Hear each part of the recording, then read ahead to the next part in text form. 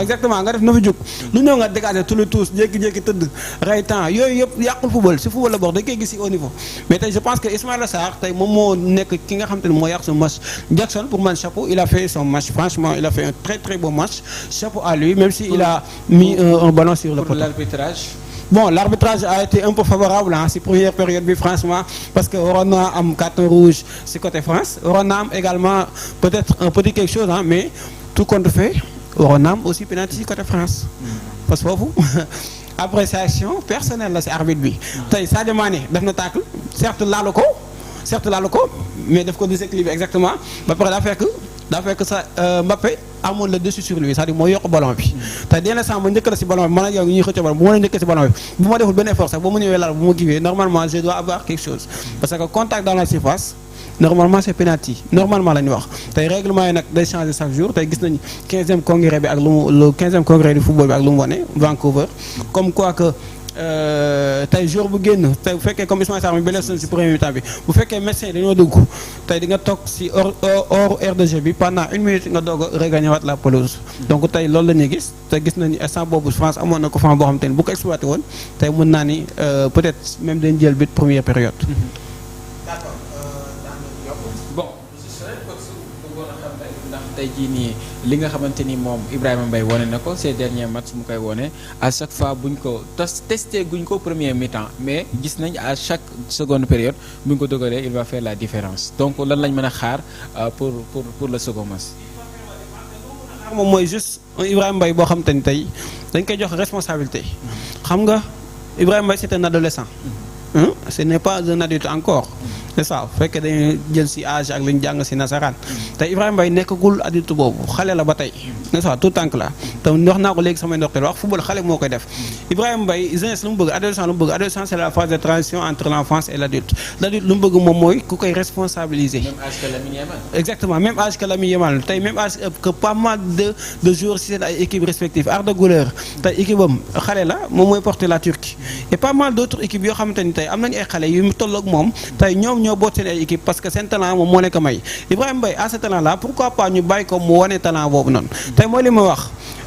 ngeen baal ma si kàddu gi ma def tuuti un peu de la comédie tey bu ñu jëlee wayu Fatou Gadiaga yow sa kanam Fatou Gadiaga yow sa kanam pour man Ibrahima Mbaye football boobu lay fóot moom footballu kanam lay tëggoon man jamais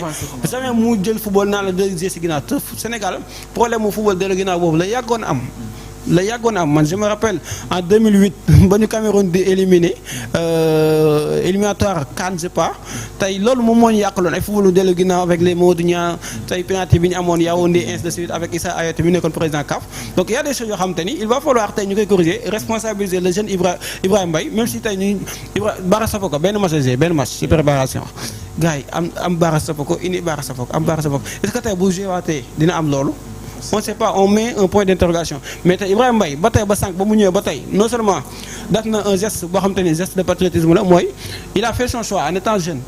que ni Sénégal la GG ou France donc loolu responsable moo koy def kon xam nga ni booy bi ku ko jox li nga xam te moom mooy équipe bi war na ko war a mën a doxal d'autant plus que am na talent d'autant plus que tey bëgg na tey match am la woon parce que ñu bëri tey si équipe de France bi doon joué tey bokk naa ñoom Paris Saint-Germain muy Dembélé muy Doué muy pas mal d'autres joueurs aussi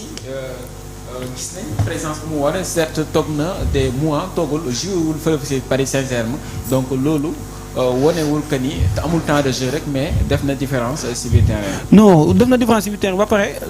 man pour man match sax réponse la waroon doon pour ki nga xam te ne moom mooy son coach Luis Enrique fële nga xam te ne moom mooy Paris Saint-Germain dañ ko waroon may plus de temps de jeu man avant match bi je me disais toujours que Pape Thiaw ngir yàlla nga la waay boo may defal changement Ibrahima na teel a dugg bu duggoon 55e man ma jël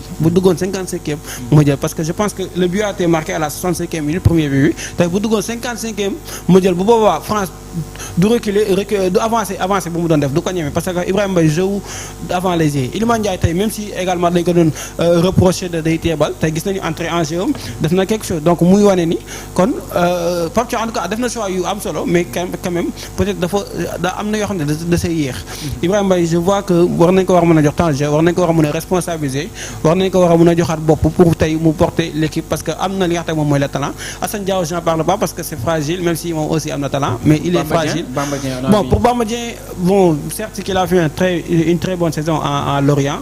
mais je pense que Bamba Dieng tey 10 na 10 ay boo xamante ni également il faut mu wàññi poids bi moom également il faut muy dugg salle bëri il faut muy def ay physique bañ a di def toucher de balle tey bu gars yi di laal bal moom war na def physique bu bëri pour dégraisser parce que tey tàngaay bi boo amee poids da si gën a jouer da ngay gaaw mën a sonn sa deuxième souffle wala sa premier souffle day xaw a yéex a génn te bu yéex a génn mën na la sonal si li nga xam ne moom mooy les courses parce que les matchs gis nga heure bi ñu koy jouer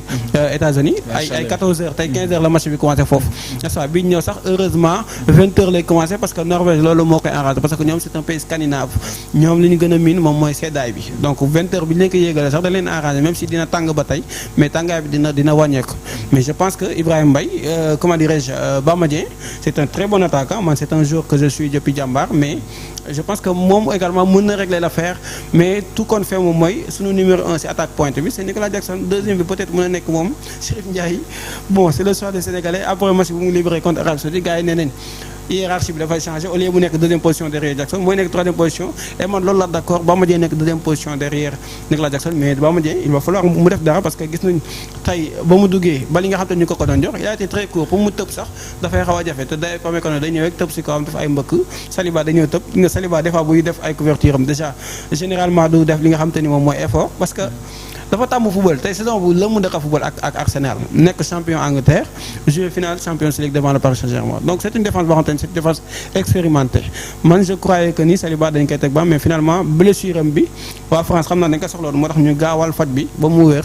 donc dommage pour les Sénégalais. Pour Edouard Mendy notre gardien quels sont les erreurs qu'il a bon Edouard Mendy man je vois pas d'erreur pour lui parce que bii ñu ko marqué amul leen loo xamante ne mën na ko si il a été franchement super magnifique dans sa prestation Edouard Mendy tey bii nii ma gis bii laa bëgg di gis parce que il a été décisif parce que gis nañ ñaari jàkkaarloo yoo xamante ni tey Mbappé am na ko ak Olise ak Doué plutôt yoo xam ne da nga génnee te yooyu arrêt réflexe la tey joueur góol boo fekkee amoo réflexe pour mën a dem si suuf n'est-ce pas def comme Manuel Neuer nu muy def tey doo mën a génne arrêt yi nga xam te ni moom la arrêt de classe yooyu mu génne donc je pense que c'était de très bons arrêts yoo xam te ni Edouard Mendy def na ko mais malgré tout mooy li may wax rek tey passe cachée yi loolu lan moo la koy may moom mooy bloc compact moo lay may pour nga éviter ces passes cachées gis nga démb seetaan nga match Cap-Vert Espagne avec Ryan Mendes ak Cabral tey Cabral il a été très bon devant ces Espagnols le latéral gauche même si tey dafa génne Lamine Yamal dugg mais Lamine Yamal ba mu duggee coach bi lu mu def daa dugal koo xam te ne daa fere ni moom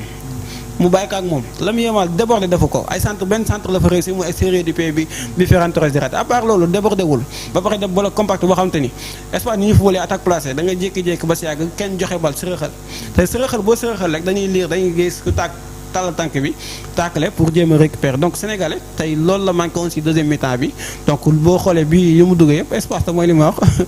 tey jour de flèche une carte fantastique laa leen tuddee muy Doué Dembélé